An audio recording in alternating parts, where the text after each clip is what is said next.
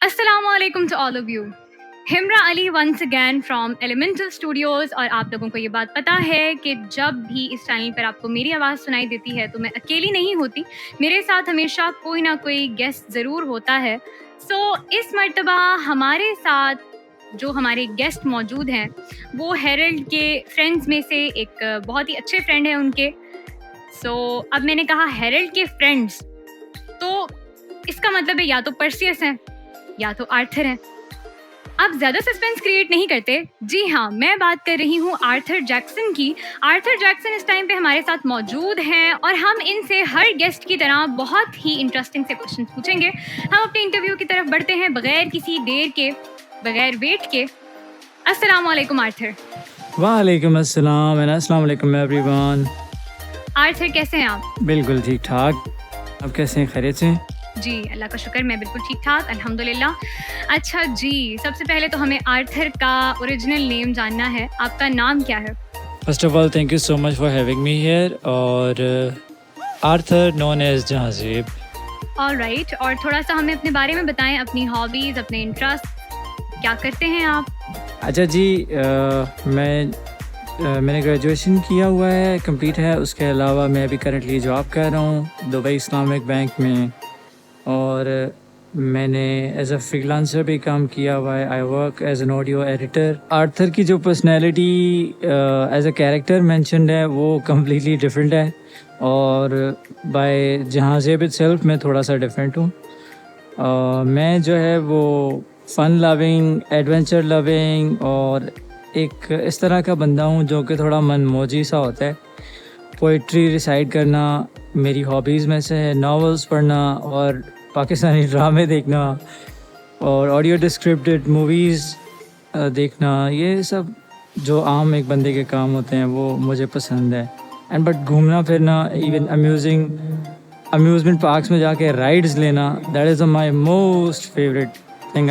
मतलब मैं जो करता हूँ। आपने बताया कि आपको नॉवेल्स पढ़ने का बहुत शौक है और पोइट्री में आपको बहुत इंटरेस्ट है। मैं आपसे ये जानना चाहूँगी कि आपके फेवरेट शायर और आपके पसंदीदा राइटर या आपकी पसंदीदा राइटर कौन है? फेवरेट बुक्स के नेम्स, नॉवेल्स में भी और पोइट्री में भी। अच्छा, पोइट्री का तो ऐसा है कि मोस्ट स्पेशली मैं किसी स्पेसिफिक शायर को नहीं पढ़ता, बट हाँ ये कि अगर मैं आपको उर्दू पोइट्री की रिगार्डिंग बताऊँ तो मुझे वसीशा की पोइट्री पसंद आती है। Mohsin Naqvi also is a good poet, but सबसे ज़्यादा जो अट्रैक्ट करती है या जो मतलब एक ऐसे लेवल की पोइट्री होती है जिसकी डबल मीनिंग और बेहतरीन मीनिंग होती है, द फैज़ अहमद फैज़।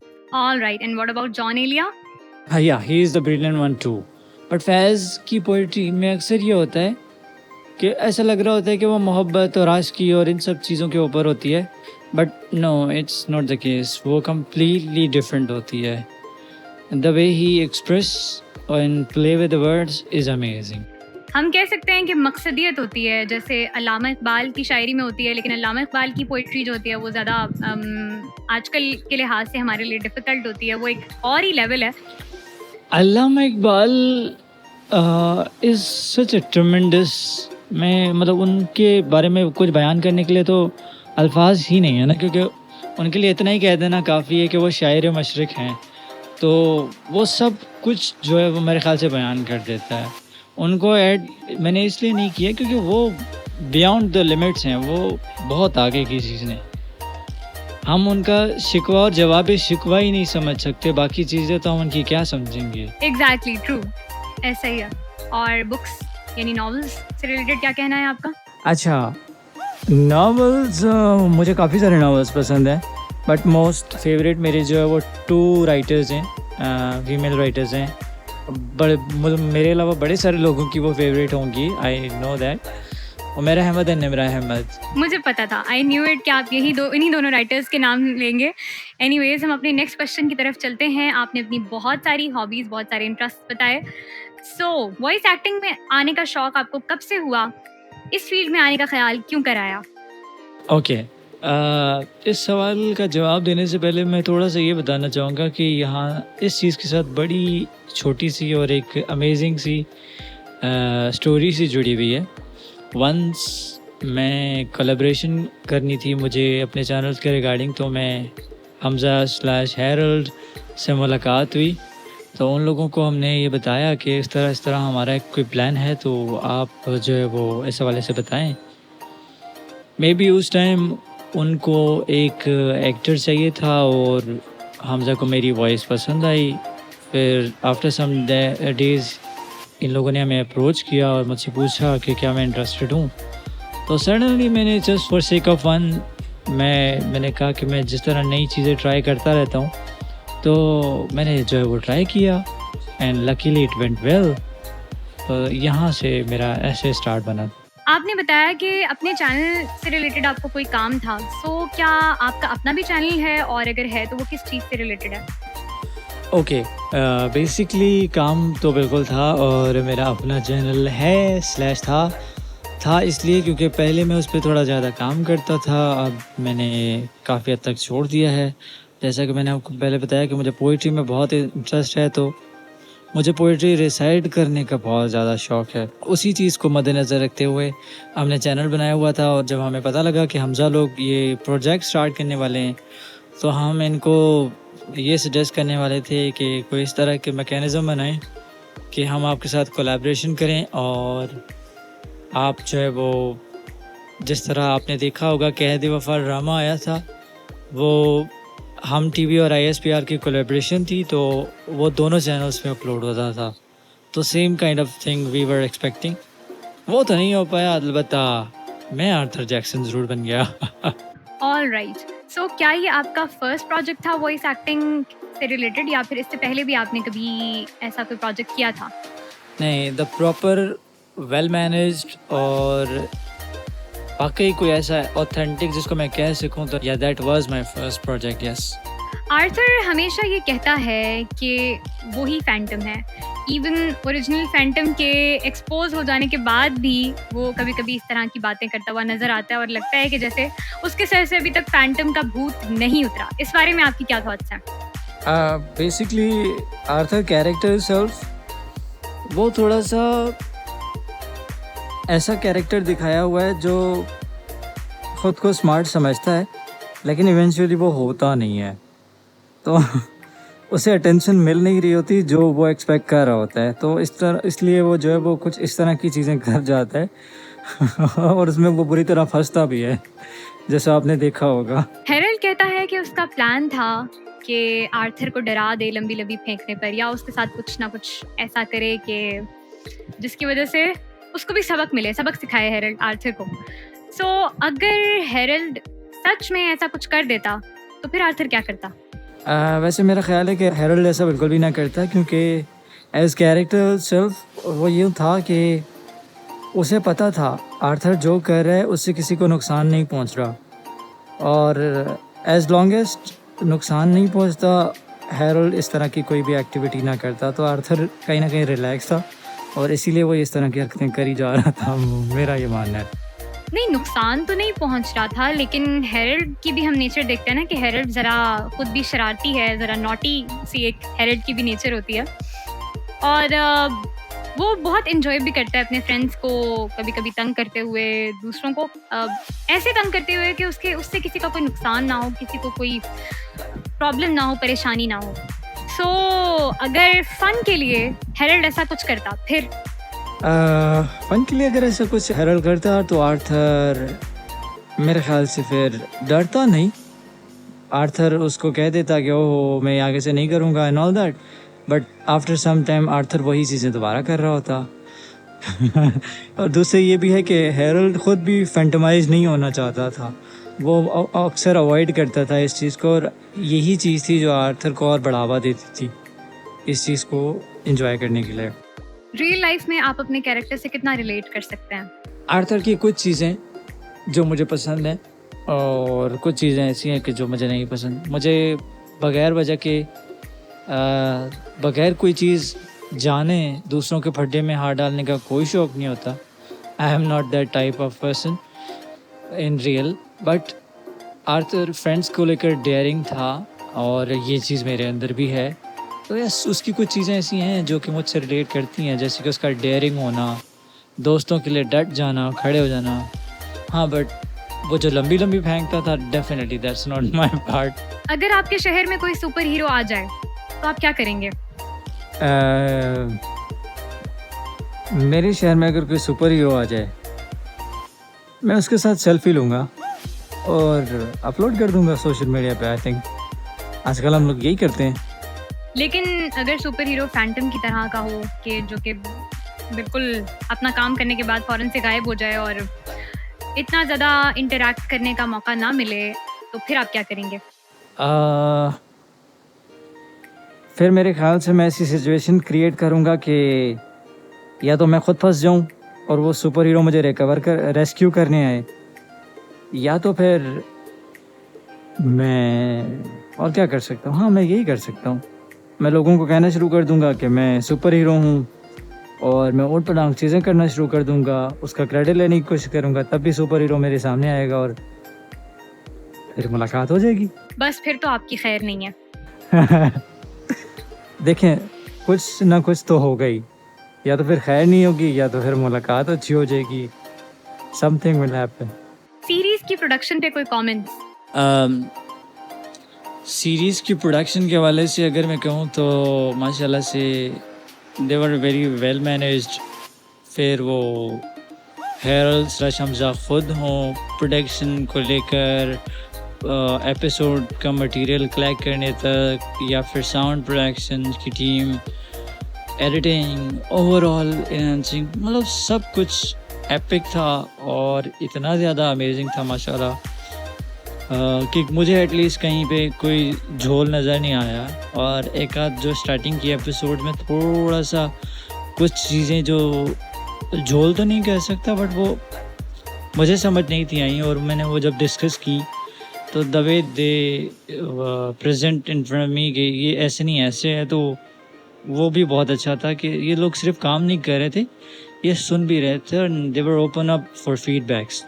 तो मेरे ख्याल से बहुत कुछ है कहने को, लेकिन क्या कहूँ, और ज़्यादा बहुत कुछ है एंड सिंपली अमेजिंग। बस मैं इतना ही कहूँगा। अगर जेनिफर के बर्थडे पार्टी में आर्थर के रोबोट से मार खाने के बाद हेरल्ड आर्थर को रोकने ना आता, मतलब रोबोट को रोकने ना आता, आर्थर को बचाने ना आता, तो फिर आर्थर क्या करता? तो आर्थर ने मरना था। जो जेनिफर की मदर चाहती थी कि कोई ना कोई ट्रेजेडी, कोई एक्सीडेंट वो हो जाता। All right. सीरीज का मोस्ट फेवरेट एपिसोड या मोस्ट फेवरेट सीन? वो वाली एपिसोड का पूरा जो वो फाइट सीक्वेंस जिसमें जेनिफर को मारने के लिए मर्डर अटेम्प्ट होता है उसका, और फिर कैसे वो हेरल्ड आता है, क्या कुछ होता है, कैसे उनको फेंकता है ईवल्स को, और क्या कुछ होता है, वो अमेजिंग था। साउंड प्रोडक्शन ओवरऑल बहुत मज़े। कोई ऐसा सीन जिसमें आपको आर्थर की एक्टिंग, आर्थर के डायलॉग्स या इवन सिचुएशन बहुत अच्छी लगी हो आर्थर से रिलेटेड? जब वो अपने फ्रेंड्स को मोटिवेट करता है कि हमें अपने शहर के लिए कुछ करना है और हमें अपने दोस्तों के लिए और मतलब पब्लिक के लिए कुछ करना चाहिए, और मैं करूँगा कुछ। That was the positive point of him कि उस टाइम पे वो बचकाना नहीं लग रहा था, बल्कि वाकई वो एक सीरियस पर्सन लग रहा था, जैसे वाकई कुछ करना है बगैर खुद को फैंटम बनाए। आर्थर को लोग अक्सर पंचिंग बैग की तरह यूज़ करते हैं। कभी वो स्टीवन, कभी फ्रैंकलिन और कभी रोबोट से मार खाता है। इस पे आर्थर की अपनी फीलिंग्स क्या है? अगर मुझसे पूछें तो मैं अगर होता तो अपना कैरेक्टर थोड़ा सा इस तरह बिल्कुल भी ना डिज़ाइन करता कि वह पंचिंग बैग बन के यूज़ हो। लेकिन अगर कैरेक्टर सेल्फ की बात करें तो जिस तरह का वो कैरेक्टर डिज़ाइंड है, जिस तरह का वो थोड़ा सा उसके अंदर बचकानापन है, तो कहीं ना कहीं वो अपनी हरकतों की वजह से ही पंचिंग बैग बनता है। इन आर्थर की अगर बात करूँ तो Arthur deserves that. And what about Jahanzeb? No, definitely no, a big no. अगर कास्टिंग आपके हाथ में होती तो आप खुद को कौन सा रोल देते? Perseus. And why? I don't know, but I like the character. वो ईवल होता है, बन भी जाता है, तब भी वो क्लियर होता है कि वो ईवल है। तो I think that's why I like him.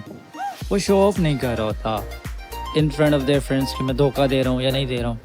वो क्लियर बता रहा होता है कि दैट इज़ द प्रॉब्लम या दैट इज़ द इशू। तो वो चीज़ मुझे उसकी अच्छी लगी। नहीं, वो धोखा तो देता है ना, स्टार्टिंग में वो स्पाई करता है जब वो सबके साथ मिलकर हेरल्ड के डैड की लैब देखने जाता है। नहीं, वो उस तरह धोखा देता है, बट जब चीज़ें क्लैरिफाई हो जाती हैं, जब चीज़ें खुल के आ जाती हैं, तो वो जब खुद को बचाने की कोशिश नहीं करता, उस तरह खुद को कवर नहीं देता, वो क्लियर कर देता है कि ये प्रॉब्लम है। ऑलराइट, स्टाफ के साथ इंटरेक्शन पर कोई कमेंट्स करेंगे आप?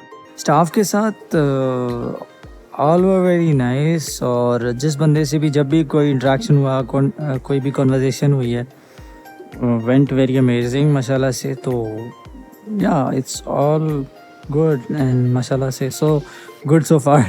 पर्सियस और आर्थर हमेशा साथ साथ रहते थे। आपके ख्याल में पर्सियस के बिट्रेल पर आर्थर की क्या फीलिंग्स होती हैं? और अगर क्या पर्सियस आर्थर को अपना प्लान पहले से बताता तो आर्थर उसको ज्वाइन करता? नहीं, अगर परचेज आर्थर को अपना प्लान बताता तो आर्थर डेफिनेटली हेरल्ड के साथ शेयर कर लेता, और परचेज ये चीज़ जानता था। और दूसरा ये कि आर्थर इटसेल्फ जैसा भी हो, लेकिन परसियस का बिट्रेल उसे बुरा लगा था, और बिल्कुल बुरा लगना भी चाहिए था। अगर जेनिफर और पर्सियस दोनों ही मर्क्यूरियस के साथ मिल जाते, मर्क्यूरियस की गैंग को दोनों ही ज्वाइन कर देते, तो आपके ख्याल में क्या आर्थर भी हेरल्ड को छोड़ देता और वो पैसिफिकस छोड़कर भाग जाता? उसे भी हेरल्ड पे ट्रस्ट ना रहता, या उसे ट्रस्ट रहता, या वो हेरल्ड के तब भी साथ रहता? क्या होता दोनों सिचुएशंस में से? अच्छा, ये ऐसा है कि अगर तो जेनिफर छोड़ती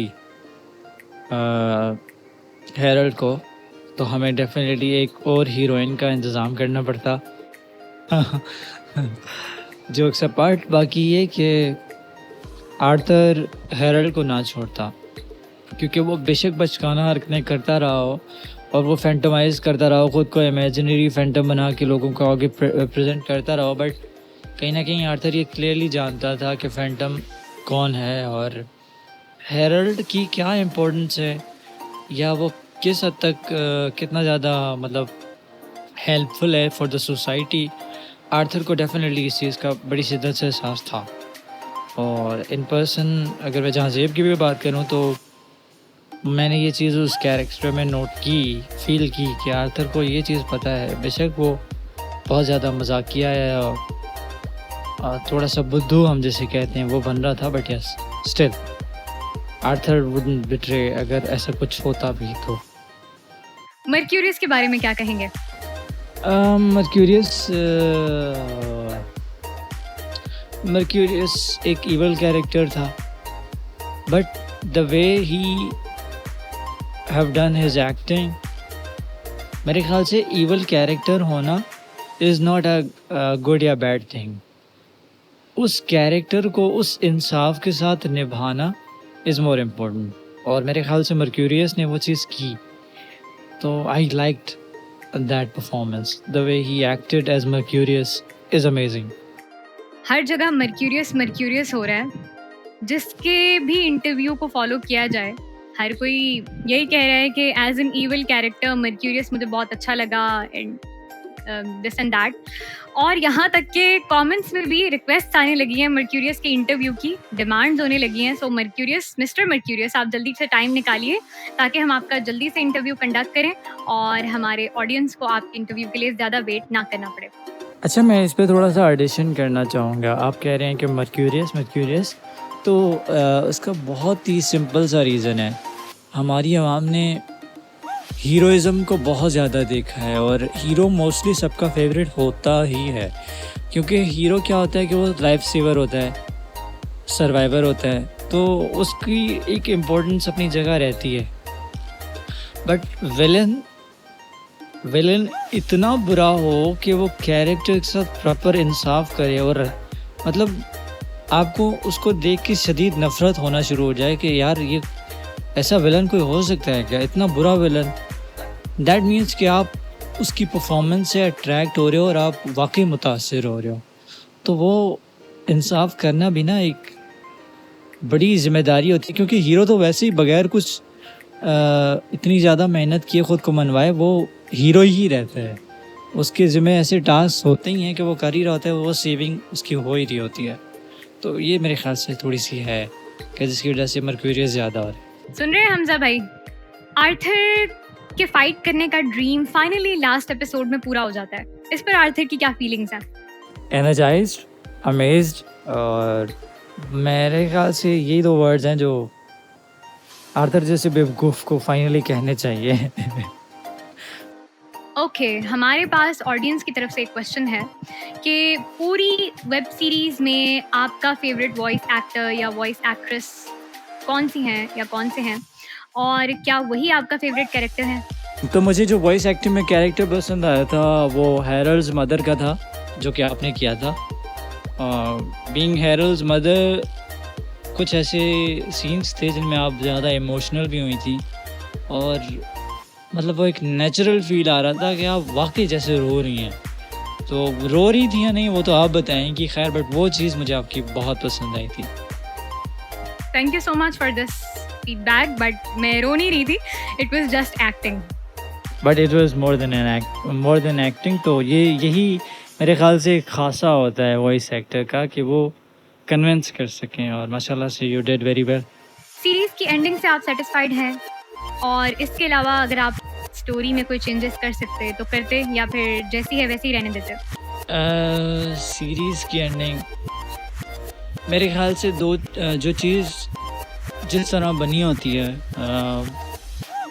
तो yes I am okay with that. और चेंजिंग्स में मैं क्या ही चेंजेस करता, मैं आर्थर को कम्प्लीटली चेंज करके उसे हीरो बना देता जो वो अक्सर चाह रहा था, फैंटमाइज कर देता उसे। ऑलराइट, सो हमें हेरल्ड ऑस्टिन की जगह पे आर्थर जैक्सन मिलता।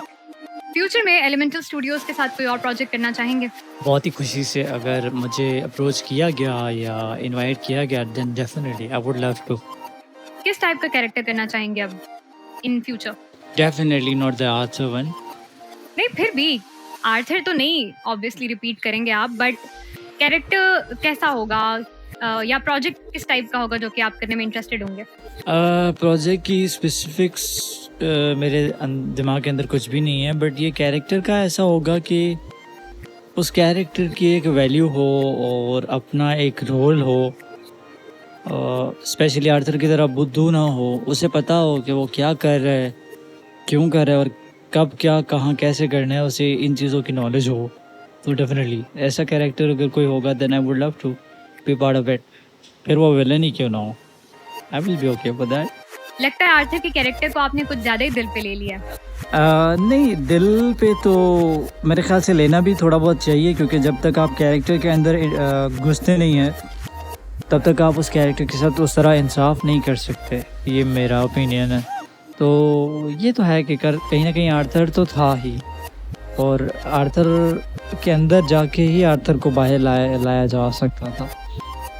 ओके, मेरे पास आपके लिए एक बहुत ही इंटरेस्टिंग सी सिचुएशन है।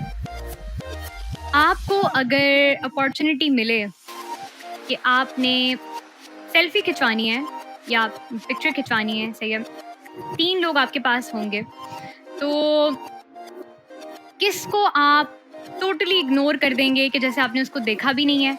एक को आपने इग्नोर करना है कम्प्लीटली, ठीक है, और दूसरे को आपने सलाम दुआ के बाद बातचीत में बस उसको मतलब अच्छे वे में आपने टाल देना है। पिक्चर उसके साथ भी नहीं खिंचवानी, लेकिन आपने उसको कम्प्लीटली इग्नोर भी नहीं करना। आपने उसको एक अच्छे तरीके से, जैसे कहते हैं मुरव्वत में बंदा आ जाता है, तो आपने उसको टाल देना है, सही है। और थर्ड आपके साथ जो बंदा होगा उसके साथ आपने पिक्चर खिंचवानी है। सो अब ये आपकी चॉइस है कि आप इन तीनों कैटेगरीज में किस किस को रखते हैं। आप वेब सीरीज में से भी किसी को रख सकते हैं, या आप अगर किसी से आपकी बहुत अच्छी फ्रेंडशिप है, पूरी वेब सीरीज के ओरिजिनल कैरेक्टर्स की मैं बात कर रही हूँ जिनके ओरिजिनल नेम्स हमें पता हैं, सो उनके साथ, या स्टाफ मेंबर्स के साथ अगर आपकी बहुत अच्छी बातचीत है, तो आप उनमें से भी किसी को भी रख सकते हैं। बहुत अच्छी बातचीत वाली चीज़ मैंने इसलिए मेंशन की कि फिर कहीं कोई माइंड ना कर जाए। वैसे तो मेरी सबके साथ बहुत अच्छी गपशप है। ओके, मैं जिसको कट करूँगा या जिसको इग्नोर करूँगा, आई थिंक प्रशांत को मैं कट करूँगा, और मैं उसे जो है वो फुल्ली इग्नोर करूँगा, क्योंकि वो मेरा एक बहुत ही अच्छा छोटा सा फ्रेंड है, लेकिन मेरे ख्याल से वो नहीं नहीं, अब आप कवर नहीं करें, अब आप कवर नहीं करें, आगे बढ़ें जल्दी, नेक्स्ट। ओके, और जिनके साथ मैं मुरव्वत दिखाऊंगा, अच्छा जिनके साथ मैं मुरव्वत दिखाऊंगा वो शुड बी मर्क्यूरियस। अच्छा देख ले, मर्क्यूरियस को इग्नोर नहीं किया। तो मर्क्यूरियस को मैं मुरव्वत दिखाऊंगा और हाय हेलो करके डाल दूंगा, फ़ोटो उनके साथ नहीं खिंचवानी क्योंकि फिर वो बेशक मुझे वो मर्क्यूरियस का कैरेक्टर पसंद है लेकिन नेगेटिव स्पार्क्स आएंगे।